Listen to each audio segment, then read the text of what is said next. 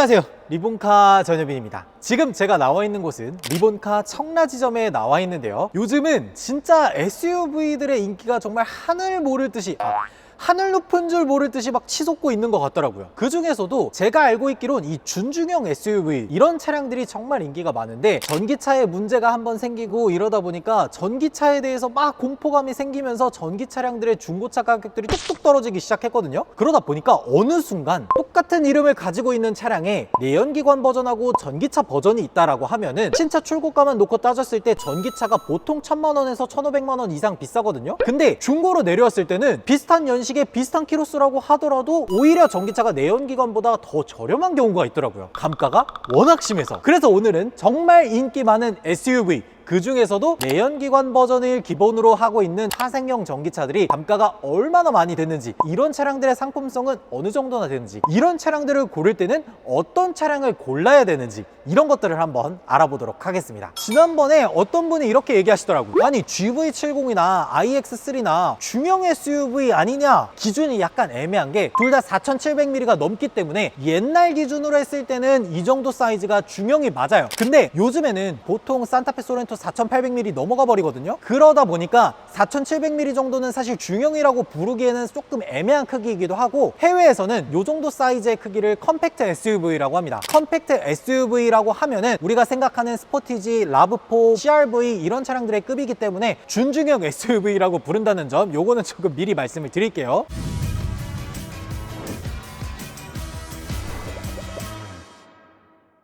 내연기관이 기본 바탕으로 제작이 됐었고, 그걸 살짝 변경해서 전기차로 만든 차량들을 준비를 했어요. 제네시스 GV70만 하더라도 내연기관이 저기 서 있거든요. 저렇게 내연기관이 있고, 저거를 앞뒤로 모터 쭉쭉 넣고 가운데 배터리 깔고 해서 만든 게 GV70 Electrified라는 차량이에요. iX3 같은 경우에도 BMW에서 원래 가지고 있던 X3, 그리고 X3가 기본으로 채택하고 있는 클라라는 플랫폼이 있어요. 그 클라라는 플랫폼을 가지고서 전기차 형태로 바꾼 것들이 iX3입니다. 많은 분들이 걱정하는 게, 우리가 요즘 이제 eGMP다 뭐다 이런 전기차 전용 플랫폼도 이렇게 얘기를 하면서 전기차 전용으로 제작되었으니까 뭐 여러 가지 편의성들이 더 많을 것 아니냐 라고 얘기하실 수도 있는데, 그거는 아닙니다. EV3만 예를 들어봐도 기아에서는 이제 eGMP 플랫폼을 사용해서 만들었다 라고 얘기를 했지만, 전륜구동 기반으로 제작이 되어 있고 400V, 800V 시스템 중에서 400V 시스템을 채택한 덕분에 급속 충전기를 사용한다고 해도 맥시멈 한 130kW 정도 속도밖에 안 나오거든요. 그에 반해서 이 제네시스 GV70 같은 경우에는 내연기관차를 기본 바탕으로 제작했다고 하더라도 후륜과 전륜에 160kW급 모터 2개를 탑재했고요. 거기에다가 800V 시스템을 채택했기 때문에 배터리를 10%에서 80%까지 충전하는데 단 18분밖에 안 걸립니다. 우리가 생각하는 이 GMP라고 하는 것과 그렇게 큰 성능 차이가 없을 정도로 굉장히 웰메이드 전기차라고 볼 수가 있어요. 여기 iX3도 마찬가지입니다. 물론 BMW는 전기차 전용 플랫폼이 없죠. 클라가 전기차 전용도 같이 할 수 있게 만든 플랫폼이다 라고 얘기하고 있기 때문에 iX3는 굳이 비교할 만한 차가 크게 없어요. 왜냐면 전기차 전용으로 개발됐다고 하는 iX라는 차량도 이 클라라는 플랫폼을 이용해서 만들었기 때문에. 근데 솔직히 우리가 뭐 제네시스 후륜구동 기반 플랫폼 M3니 뭐 N3니 얘 클라니 이게 중요할 게 뭐가 있어. 소비자는 그냥 타서 편하네, 잘 나가네, 충전 잘 되네, 가격이 훨씬 더 저렴하네, 이게 제일 중요한 거잖아요. 그래서 요 두 차량 얼마나 상품성이 좋은지 한번 살펴보도록 할게요. 제네시스 GV70부터 한번 보면요, GV70 내연기관과 다르게 그릴이 전부 막혀있는 게 특징 중에 하나죠. 그리고 여기에 보면은 충전구가 앞쪽에 있습니다. 급속 충전기, 완속 충전기 이렇게 마련이 되어 있는데, 저는 솔직히 충전구가 앞쪽에 있다는 게 제일 큰 불만 중에 하나입니다. 그리고 이게 좀 언제 이거 정리하고 앉았어, 이거 너무 불편해, 이거 이런 식으로 하지 말고, 요즘 포르쉐나 이런 데 보면은 급속 충전기 앞에 있는 마개를 자동으로 덮어줬다가 꺼내줬다가 하는 그런 기능들이 있어요. 그렇게 좀 제작을 해주시면 좋을 것 같아요. 제가 봤을 때 이 급속 충전기 앞에 있는 거는 적어도 대한민국에서는 제일 불편한 방식입니다. EV3는 전기차 충전구가 측면에 있고, 모든 eGMP 플랫폼을 사용한 차량들은 뒤쪽에 있거든요. 고속도로라든지 급속 충전기를 사용하는 그런 곳에서는 전기차를 위한 주차 구역이 굉장히 넓게 자리 잡고 있기 때문에 다소 불편함이 없어요. 근데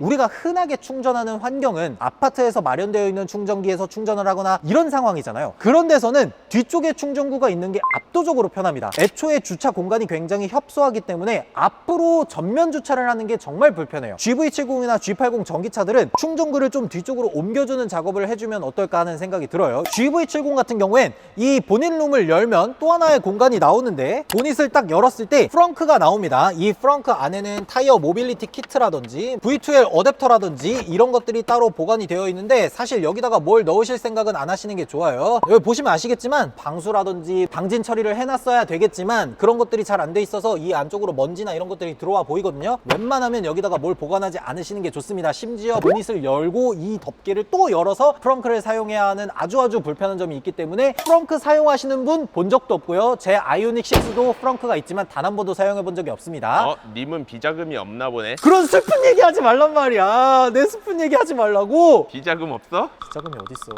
이번에 모델 3 사는데 다 털어넣었는데. 유부남들한테 아주 좋은 공간이니까 와이프분이 보닛을 절대 못 열게 하세요. 측면에서 넘어가서 보면은 20인치 휠을 장착하고 있지만 기본 바탕으로는 19인치 휠을 적용하고 있습니다. 얘는 20인치 휠을 옵션을 넣은 거예요. 100만 원은 살짝 안 되는 그런 옵션이기 때문에 저는 웬만하면은 20인치 휠을 선택하는 게 좋아 보입니다. 물론 20인치 휠을 사용하는 게 그렇게 좋지만은 않아요. 전비도 좀 안 좋아지고 승차감이라든지 이런 것에서 조금 더 악영향이 있을 수 있거든요. 근데 19인치는 멋이 떨어져. 우리가 이런 프리미엄 고급 차량들을 타는 이유가 뭐예요? 하차감이라든지 나의 사회적 지위와 이런 것들을 드러내기 위함이잖아요. 그런 거 안 드러낼 거면 스포티지 타지 뭐하러 이거 제네시스 타. 외관에서 봤을 때 훨씬 더 이쁜 거는 20인치 휠이 맞는 것 같아요. 그리고 뒤쪽에서도 한번 보면요, 기본적으로 우리가 알고 있는 GV70의 뒤쪽 모습과 크게 차이가 나는 건 없습니다. 머플러 외에는 거의 동일하게 구성되어 있다라고 보시면 돼요. 트렁크 공간도 크게 차이가 없습니다. 내연기관과 거의 비슷하게 구성되어 있다라고 보시면 돼요. 뒤쪽에 에서 2열 의자를 접었다 폈다 할 수 있는 거 있고, 여기에 보면 220V를 사용할 수 있는 코드가 마련되어 있죠. 250V 곱하기 16A이기 때문에 제일 큰 전력을 잡아먹는 헤어드라이기 같은 것도 원활하게 사용을 할 수가 있습니다. EGMP 플랫폼을 사용하고 있는 뭐 아이오닉 5, 아이오닉 6 이런 차량들은 220V 아울렛이 뒷좌석 아래쪽에 있거든요. 트렁크에 있는 220V가 저는 개인적으로 더 편해 보이긴 해요. 220V 멀티탭 같은 걸 여기다가 끼워놓고 사용을 하면 되잖아요. 2열 아래쪽에 220V 아울렛이 있으면 멀티탭을 꽂을 때 차 문을 열어놔야 돼. 이런 거에서 조금 불편함이 있더라고요. 실내에서도 한번 보여드리면요, 우리나라 같은 경우에는 제네시스를 하나부터 10까지 모든 옵션들을 다 선택할 수 있게끔 만들어 놨잖아요. 일단은 시트에 지금 무늬가 하나도 없이 그냥 심플하게 생겼죠. 이런 차량들 같은 경우엔 시그니처 디자인 셀렉션이 안 들어가 있다라고 아시면 됩니다. 시그니처 디자인 셀렉션 1, 2가 들어간 차량들은 이 시트에 마름모꼴로 무늬가 들어갑니다. 그리고 시그니처 디자인 셀렉션 1이 들어가게 되면 여기 있는 이 알루미늄 패턴의 가니쉬가 똑같이 들어가 있긴 한데,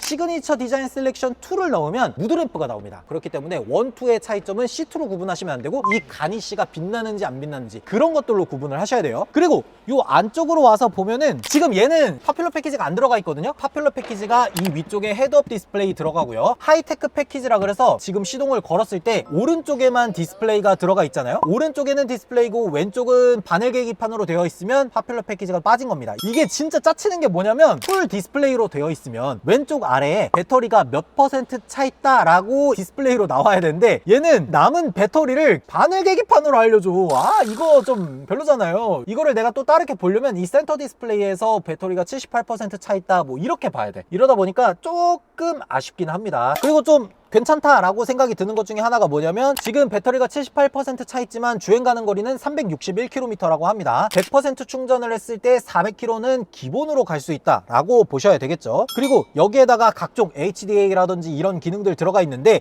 여기서도 중요한 게 드라이빙 어시스턴스 패키지 1이라 그래서 어라운드 뷰 시스템이 들어가 있는 게 있습니다. 지금 이 차량은 파퓰러 패키지는 들어가 있지 않지만 어라운드 뷰를 위한 드라이빙 어시스턴트 패키지 1 옵션만 들어가 있는 거예요. 그러니까 이 차량 같은 경우에는 생각보다 옵션이 많이 빠져있다 라고 보시면 되고, 핸들 아래쪽에 보면 여기 부스트 버튼이 있거든요. 일반적인 상황에서는 한 430마력 정도의 파워를 발휘하다가 부스트 버튼을 누르면 최대 출력 490마력을 냅니다. 뭔가 내가 옵션을 선택해야 4륜 구동이 들어가고 모터가 2개 들어가고 이런 게 아니라 7,300만원짜리 깡통에도 2개의 모터를 기본으로 넣어주기 때문에 이런 것들은 진짜 큰 장점이라고 할 수가 있을 것 같아요. 조수석 통풍 시트, 운전석 통풍 시트 이런 것들 그냥 기본으로 지원하고, 실내 디자인도 시그니처 디자인 셀렉션이 들어가지 않더라고 하더라도 대시보드나 이런 것들은 다 가죽으로 해놓고 있어서 생각보다 되게 괜찮은 것 같아요. 야, 근데 얘는 진짜 옵션을 안 넣은 게 파노라마 썬루프나 이런 것들도 하나도 안 들어가 있네. 아, 이런 거는 조금 아쉽긴 하다. 옵션도 많이 안 들어갔으면 감가도 많이 되고 지금 저렴한 거 아니야? 아, 오랜만에 진짜 정확하게 한번 맞춰보시네. GV70 같은 경우에는 전기차 버전이 한 7,400만 원 정도 했었거든요. 신차 가격이 7,400이면 5,500부터 8,500만 원 사이에 있기 때문에 보조금을 50% 정도 받아요. 얘 같은 경우에는 옵션만 몇 가지 정도 더해서 한 8,000만 원 초반이었거든요. 거기에다가 보조금을 받았다고 가정했을 때 신차 출고가가 한 7,500 정도 되는 애인 거예요. 지금 얼마 정도 됐을 것 같아요? 대부분 1년에 한 500만 원 깎이지 않나? 그치, 보통은 한 500만 원 정도 깎이거든요. 근데 얘는 신차가가 7,500이었던 애가 1년에 1,000만 원이 넘게 깎여서 2년 2만 킬로 타고 5천만 원 중반보다 낮아요. 굉장히 매력적인 가격이잖아. GV70 일반 내연기관 모델들이 신차 출고가가 한 6,500 정도 되거든요. 그런 애들이 2년 2만 킬로를 타고 중고 시장으로 나오게 되면 보통 한 5천만 원 중반 정도에 나옵니다. 신차 출고가는 1,000만 원 이상 비싼데 중고로 오면 오히려 얘가 훨씬 더 저렴한 겁니다. 내연기관이나 전기차나 가격이 비슷하면 가성비적인 측면을 놓고 보면 오히려 전기차가 나은 거 아닌가? 얘는 엔진 오일 갈 게 있어, 뭘 갈 게 있어, 에어컨 필터 갈고 전기 충전하고, 전기 충전은 휘발유 가솔린 넣는 거에 비해서 5분의 1 수준인데 얘는 그리고 원래대로라면 고급류 넣어줘야 돼요. 그렇게 따지면 GV70 전기차가 중고차로 내렸을 때 훨씬 더 가성비 있는 거죠.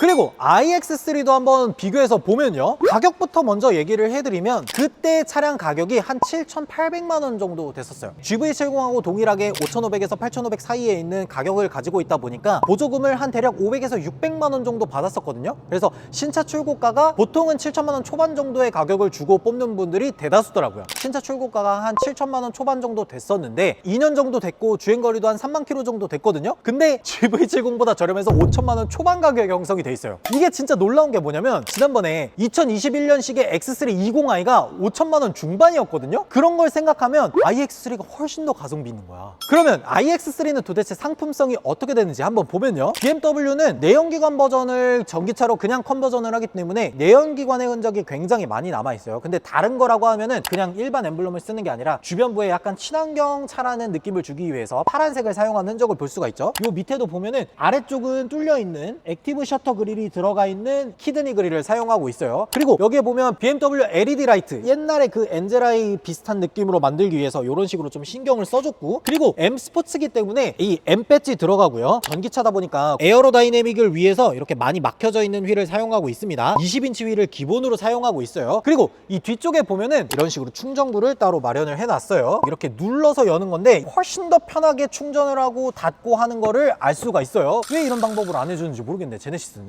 뒤쪽에서는 우리가 X3 LCI 버전에서 볼 수 있는 그런 디자인들 그대로 가지고 있죠. 클립 모양의 이런 리어 램프를 가지고 있고요. 트렁크도 열어서 보면은 전동 트렁크 이런 거 그냥 기본적으로 들어가 있죠. 준중형 SUV라고 생각할 수 있는 그런 트렁크 공간 그대로 들어가 있습니다. 차양막 가리개라든지 이런 것들도 기본적으로 들어가 있고, GV70과는 다르게 4대2대4 폴딩이 되는 것도 굉장히 큰 장점이라고 할 수가 있겠죠. 근데 좀 아쉬운 게 GV70 같은 경우에는 어딜 나가든지 했을 때 V2L을 사용해서 전기를 끌어다 쓸 수 있지만 iX3는 안타깝게도 V2L 기능이나 이런 거는 따로 마련되어 있지 않아요. 그런 거는 조금 아쉬울 수 있겠어요. 실내에서도 한번 보면요, 기본적으로 우리가 생각하고 있는 그 아이드라이브 7의 그 모습을 그대로 가지고 있죠. 센터 디스플레이는 기존보다는 훨씬 더 커져 있는 그런 모습을 볼 수가 있고, 계기판도 디지털 디스플레이로 들어가 있어요. 근데 지금 배터리가 거의 100% 가까이 차 있거든요. 근데 주행 가는 거리가 310km라고 떠 있어요. 제가 봤을 때 이 시스템상에서 굉장히 보수적으로 잡은 수치이고, 실제로 iX3를 운행하시는 분들의 이야기를 들어보면은 100% 정도 충전했을 때 400km는 훨씬 더 넘게 주행할 수 있다라고 얘기를 하더라고요. 조금 아쉬운 거는 지난번에 X3 봤을 때는 LCI 전 모델도 이렇게 통풍 시트가 따로 들어갔었거든요. 근데 얘는 통풍 시트가 안 들어간 게 조금 아쉽긴 하네요. 이걸 왜 통풍 시트를 안 넣어줬지? 근데 GV70 같은 경우에는 뭐 시그니처 디자인 셀렉션이나 이런 것들을 넣어야 좋은 가죽이 들어가고 하지만 BMW 같은 경우에는 일체형 트림으로 들어오기 때문에 가죽이라든지 우드라든지 이런 실내 인테리어 트림 굉장히 괜찮은 것 같고, BMW도 드라이빙 어시스턴트 프로라 그래서 주행 보조 굉장히 잘해주죠. 주행 보조 이렇게 딱 따로 또 마련되어 있는 거, 이런 것들 굉장히 좋은 것 같아요. 그리고 위쪽에 보면 파노라마 썬루프 마련되어 있죠. 이런 것들도 사실 BMW가 굉장히 옵션 구성을 잘해서 들여오는 것들 중에 하나입니다. 이런 거 되게 괜찮은 것 같아요. 근데 한 가지 아쉬운 건 뭐냐면 iX3 302 M 스포츠 모델 같은 경우에는 앞쪽에 모터가 안 들어가고 뒤쪽에 모터 하나가 들어가요. 출력이 대략 한 280마력 정도 되거든요. 약간 고속의 영역으로 올라가면은 우리가 생각하는 그 BMW의 시어 드라이빙 아, 이거 내가 이 모션을 했나봐. BMW는 이런 것도 되죠. 예, 여기 모션 컨트롤, 스피커도 하만 카돈이 들어가 있어서 스피커 생각보다 되게 괜찮아요. 400마력이 넘는 출력이 들어가 있는 GV70보다 살짝 덜 할 수 있겠지만 일상적인 영역에서는 절대 부족하지 않다는 거, 그런 거는 확실하게 말씀드릴 수 있어요. 한 가지 조금 아쉬운 거는, 보통 우리가 전기차라고 하면 이 아래쪽에 센터 터널이 전혀 필요가 없는데 내연기관을 바탕으로 제작했다는 그 이유 하나만으로 얘 턱을 그대로 놔뒀습니다. 이런 것들은 조금 아쉬운 부분 중에 하나인 것 같아요. 네, 오늘 이렇게 인기가 많은 준중형 SUV 프리미엄, 그 중에서도 내연기관을 바탕으로 제작된 전기차들을 한번 살펴봤는데 1년에 1000만 원 정도는 기본으로 감가를 깔고 가다 보니까 오히려 중고로 왔을 때는 진짜 가성비 있는 선택이 되지 않을까, 그런 생각이 들었는데 여러분들의 생각은 어떤지 댓글로 달아주시면 좋을 것 같습니다. 지금까지 저는 리본카 전효빈이었습니다. 감사합니다.